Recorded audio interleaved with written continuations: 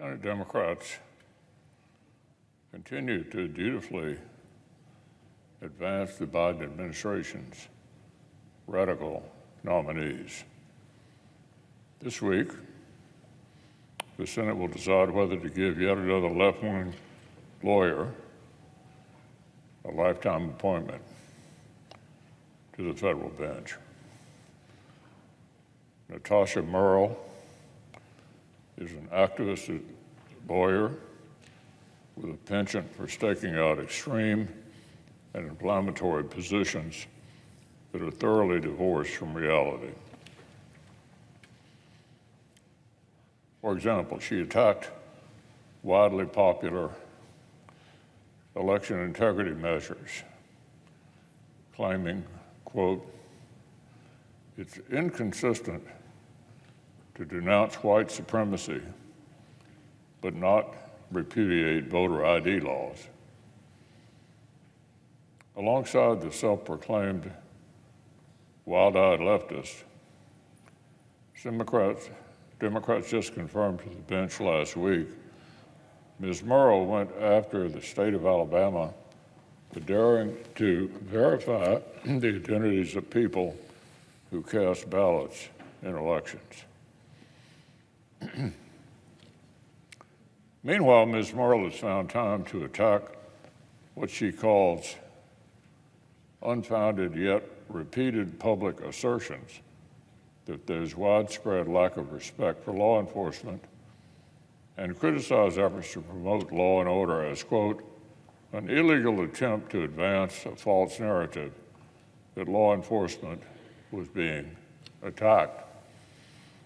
Well, Madam President, President Biden's first year in office saw the largest number of law enforcement deaths in the line of duty in 20 years. But Ms. Merle doesn't appear to like grappling with facts that don't suit her narrative. Normally, a record like this would be shockingly disqualifying. But under the Biden administration, it's not an outlier, it's an essential qualification. Unfortunately, the president's affinity for radical nominees applies to folks already on the job as well. Last week, Democrats on the EPW committee ran through the nomination of Jeffrey Barron to another term as commissioner at the Nuclear Regulatory Commission. Mr. Barron already has an extensive record as the NRC's resident liberal obstructionist. While his colleagues collaborate on regulatory frameworks that encourage safe and efficient energy production, this nominee prides himself on being a stick in the mud. Even leading climate activists understand that Mr. Barron's dedication to hindering nuclear development harms the environment in the process. They know that reducing carbon emissions means embracing safe nuclear energy.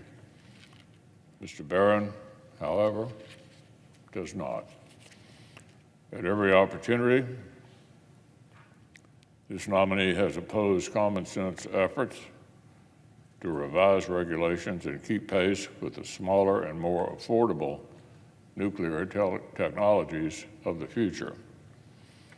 He's shown that his blanket anti-nuclear approach is both a tired relic and an active obstruction to American prosperity.